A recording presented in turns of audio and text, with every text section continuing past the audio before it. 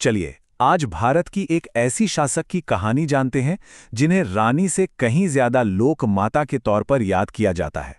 मतलब प्रजा की मां। ये देवी अहिल्याबाई होलकर की एक अविश्वसनीय यात्रा है। उनकी कहानी ना कई सवाल खड़े करती है। जैसे कि सबसे पहला सवाल तो यही है, एक साधारण से किसान परिवार की बेटी आखिर मालवा जैसे बड़े साम्राज्य की शासक बनी कैसे? और फिर एक दूसरा सवाल आता है जो उनके निजी जीवन से जुड़ा है। पति को खोने के बाद उन्होंने उस दौर की एक बहुत ही दर्दनाक प्रथा, सती प्रथा, यानी पति की चिता पर बैठ जाने की बजाय लोगों की सेवा का रास्ता क्यों चुना? और आखिर में एक बहुत ही दिलचस्प सवाल, उनके शासन का एक अनोखा पहलू यह था कि उनके सभी सरकारी आदेश भगवान शिव के नाम, मतलब श्री शंकर के नाम से क्यों जारी होते थे? बस इन्हीं सवालों के जवाब में उनकी पूरी कहानी छिपी है। तो उनकी ये यात्रा शुरू होती है महाराष्ट्र के एक बहुत छोटे से गांव चौंडी से। एक ऐसी शुरुआत जिससे कोई सोच भी नहीं सकता था कि ये लड़की एक दिन राजमहल पर राज करेगी। 31 मई 1725 को चौंडी गांव में जन्मी अहिल्याबाई के पिता मानकोजी शिंदे गांव के पाटिल थे। अब देखिए, उस जमाने में जहां लड़कियों की पढ़ाई लिखाई आम नहीं थी, उन्होंने अपनी बेटी को पढ़ना लिखना सिखाया और यही उनकी सबसे बड़ी ताकत बनी। और इन्हीं संस्कारों ने जैसे उनकी किस्मत ही बदल दी। हुआ ये कि एक दिन मालवा के शासक मल्हार राव होलकर की नज़र युवा अहिल्या पर पड़ी। वो मंदिर में गरीबों की सेवा कर रही थीं। उनकी सादगी और दयालुता देखकर मल्हार राव इतने प्रभावित हुए कि उन्होंने उसी पल तय कर लिया कि यही लड़की उनके बेटे की बहू बनेगी। और बस इसी तरह 1733 में जब वो सिर्फ 8 साल की थीं, उनका विवाह खंडेराव होलकर से हो गया।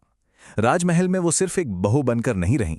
अपने ससुर के गाइडेंस में उन्होंने राजकाज, एडमिनिस्ट्रेशन और यहां तक कि मिलिट्री स्ट्रैटेजी भी सीखी। लेकिन खुशियों का ये दौर ज्यादा लंबा नहीं चला। जल्दी ही उनके जीवन पर एक के बाद एक त्रासदियों का साया पड़ने वाला था, जिसने उनके धैर्य और हिम्मत की बहुत कड़ी परीक्षा ली। आप सोचिए, कुछ ही सालों के अंदर उन पर दुखों का पहाड़ टूट पड़ा। 1754 में कुम्हेर की लड़ाई में उनके पति की मृत्यु हो गई। फिर 1766 में उनके मेंटोर, उनके ससुर मल्हार राव होलकर भी चल बसे। और इस सदमे से वो उभर भी नहीं पाई थी कि 1767 में गद्दी पर बैठते ही उनके इकलौते बेटे मालेराव की भी मृत्यु हो गई।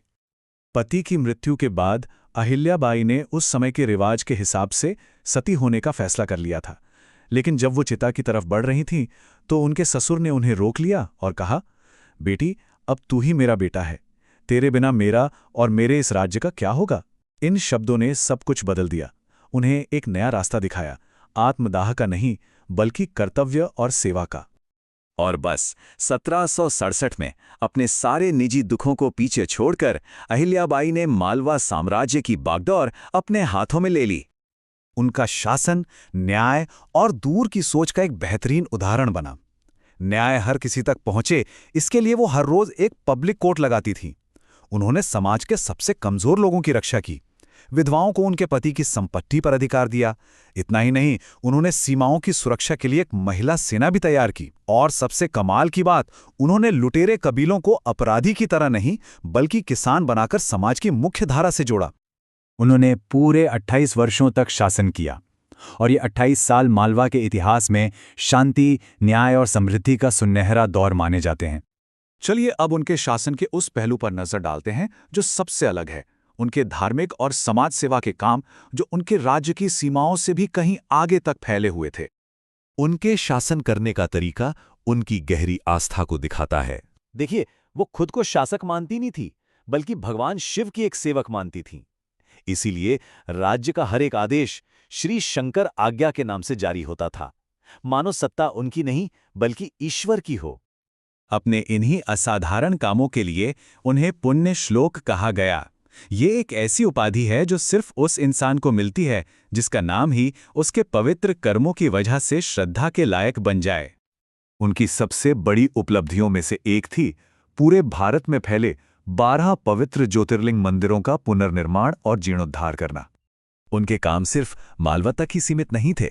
सोच कर देखिए, उत्तर में काशी विश्वनाथ से लेकर दक्षिण में रामेश्वरम तक उन्होंने अनगिनत मंदिर, घाट, कुएं और धर्मशालाएं बनवाईं, जो आज भी उनकी विरासत की गवाही देते हैं। तो आखिर में सवाल यह है कि वो अपने पीछे कैसी विरासत छोड़कर गईं। चलिए उनकी कहानी के इस आखिरी पड़ाव को देखते हैं।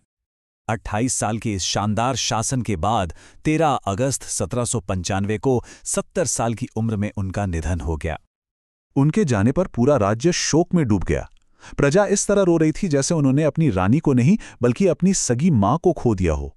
और यही वजह है कि उन्हें आज भी लोकमाता यानी प्रजा की मां के रूप में याद किया जाता है। उनकी पूरी जिंदगी इस बात का जीता जागता सबूत है कि अगर हिम्मत हो, कर्तव्य का एहसास हो और अटूट विश्वास हो तो हर मुश्किल को पार किया जा सकता है। एक गांव की लड़की से एक विधवा और फिर भारत की सबसे सम्मानित शासकों में से एक तक का सफर वाकई असाधारण है। आखिर में अहिल्याबाई का जीवन हम सबके लिए एक बड़ा सवाल छोड़ जाता है। किसी भी महान लीडर के लिए धर्म यानी अपने कर्तव्य और न्याय के बीच सही संतुलन बनाना इतना जरूरी क्यों होता है? ये एक ऐसा सवाल है जो उस दौर में भी जरूरी था और आज भी उतना ही प्रासंगिक है।